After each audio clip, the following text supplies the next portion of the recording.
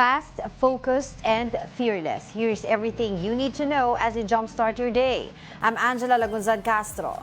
The Philippine Statistics Authority, or PSA, plans to adjust their methodology in determining their standards of being food poor. This after the National Economic and Development Authority, or NEDA, reported that people who can spend over 64 pesos a day for meals are not food poor. PSA said they used a standard made by nutritionists for their food poor report. However, they are aware that a food budget of 64 pesos a day is not realistically enough. We know that the consumption pattern of families, all families in the country, much more yung mga nasa bottom, change also. We want also to be reflective dun sa current situation. So that's why we are constantly addressing and reviewing our methodology.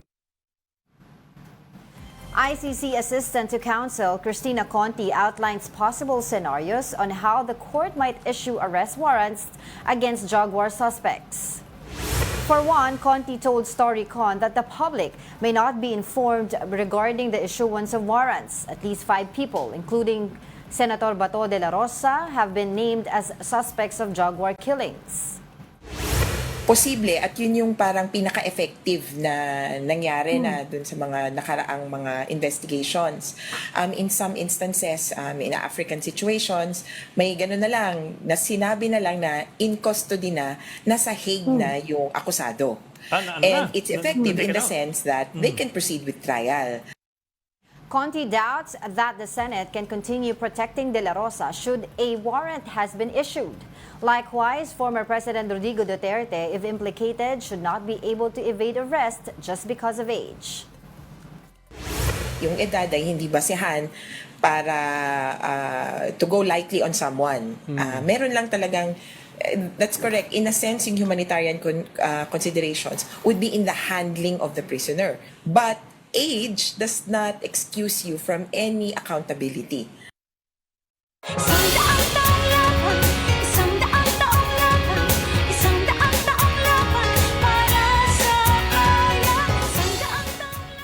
Two-time Olympic gold medalist Carlos Yulo visited the Signal headquarters and TV5 Media Center for interviews and guestings. Para bigyan ng mukha ang Balita Mobile Journal, Denise Valdez-Sancho.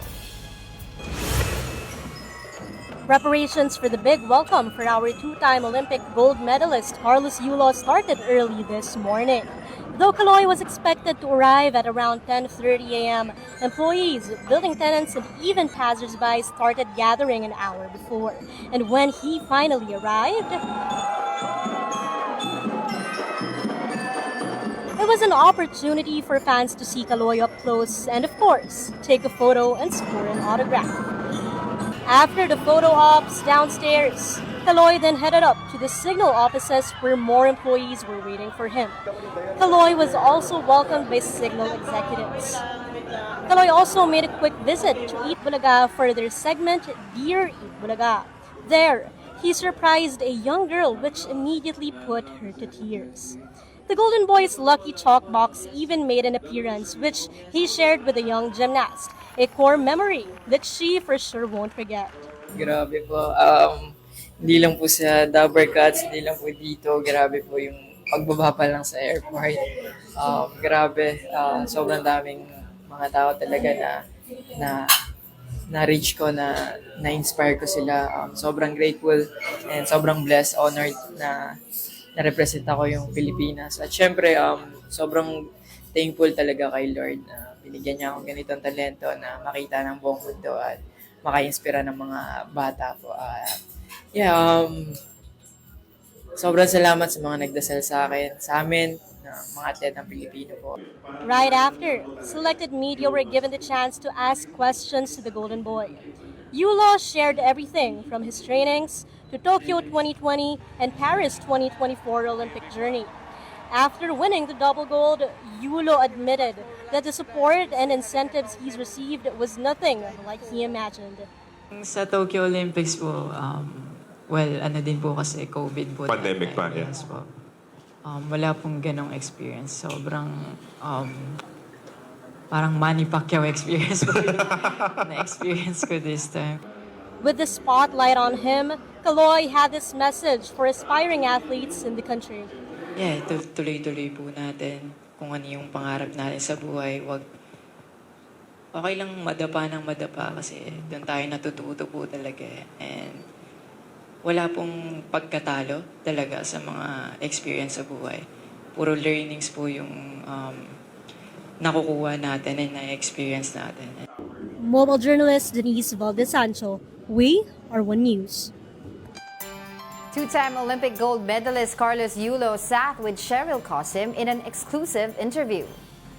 Yulo talked about his preparation for the 2024 Paris Olympics, the rewards he received after his historic achievement, and his supposedly lucky charm in the Olympics. Catch the long take with Carlos Yulo and Cheryl Cosim later at 7 p.m. on 1PH Facebook page and at 9 p.m. on One News page. You can also watch this on Signal channels 250 HD and Channel 8 HD tomorrow, August 17. The founder and former vice president of election technology provider Smartmatic has surrendered to authorities in the U.S. The Miami Herald reported that Smartmatic founder Roger Piñate and former vice president for hardware development George Miguel Vasquez surrendered to a Miami federal court. The two are facing bribery and money laundering cases in connection to the alleged anomalies in the 2016 Philippine elections. Former Comelec chairman Andy Bautista is also named as one of the accused. Comelec is still clueless of Bautista's whereabouts and he also surrendered to authorities already.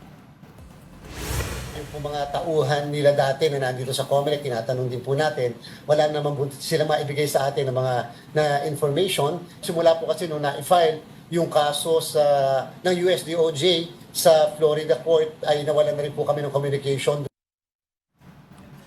Meanwhile, Comelec Chairman George Garcia weighs in on the surrender of Smartmatic executives to U.S. authorities over bribery charges. Here's an excerpt from his interview on Storycon. Have you heard about this and what's the reaction of Comelec on this? Is there anything, does this have any bearing towards the Comelec? Yes po, nabalitaan din po natin mula sa parang foreign news po yan na kanina po nakalagay front page ng Philippine Star at yung mga development na ganyan, minomonitor po natin. Siyempre po, napaka-importante rin po sa part ng Commission on Elections yung mga bagay na yan. Yes, sir. Chairman, siyempre ang gusto pong malaman ngayon ng lahat may balita po ba kayo tungkol kay Andy Bautista? Kasi may balita kami na ilang araw na umuugong na siya yata susurrender din. So far po wala po tayong mga balita, yung po mga tauhan nila dati na nandito sa Comelec, tinatanong din po natin, wala naman sila maibigay sa atin ng mga information at yung po kasing simula po kasi nung na-file yung kaso ng USDOJ sa Florida court ay nawalan na rin po kami ng communication doon po sa mismong kumukontak sa amin before para sa mga dokumento, para sa mga gustong ma-interview ng mga tauhan namin. So ngayon po completely para may blackout po doon sa bagay na yan. I do remember, sir, Smartmatic was blacklisted by the Comelec, I think last year, from further operations in the Philippines. Do you feel vindicated about what happened, especially with the surrender of the Smartmatic founder? Sir Ed, ang exact word po na ginamit namin, disqualified. Wala pong blacklisting na nangyari. Ibig sabihin po, dinisqualify namin sa pag-participate doon po sa ginawa natin procurement para sa software at saka sa hardware, meaning yung machine para sa 2025 national and local elections. Ngayon po, yung pong aming pong naging desisyon ay tinaas sa Korte Suprema at kami po ay na-reverse ng Korte Suprema. Sabi po ng Korte Suprema sa amin, mukhang may grave abuse of discretion kami sapagkat ginawa namin yung disqualification bago pa man ang bidding na nangyari. So dapat daw po pinapasok po na namin sa bidding at kung sakali may nakitang problema, doon po namin dinisqualify. At yung pong naging desisyon ng ating kataas-taasang hukuman, Sir Ed, Ma'am Ami at Sir Ronald, kami po yung nag-file ng motion for reconsideration at kasalukuyan pa po itong pending. And therefore, ito pong bagong development na ito patungkol sa indictment na nangyari sa Florida Court ay sigurado pong aming imamanifest sa ating kataas-taasang hukuman para naman po kahit paano mapatunayan namin na even at that time meron kaming informasyon o kaalaman na sa issue ng integridad. In other news, Singaporean President Tharman Shanmugaratnam visited Malacañang on Thursday. No less than President Marcos and First Lady Liza Araneta Marcos welcomed Tarman. Their bilateral meetings aim to strengthen the cooperation of the two countries, particularly in energy and health sectors. They signed an agreement on the recruitment of Filipino healthcare workers in Singapore.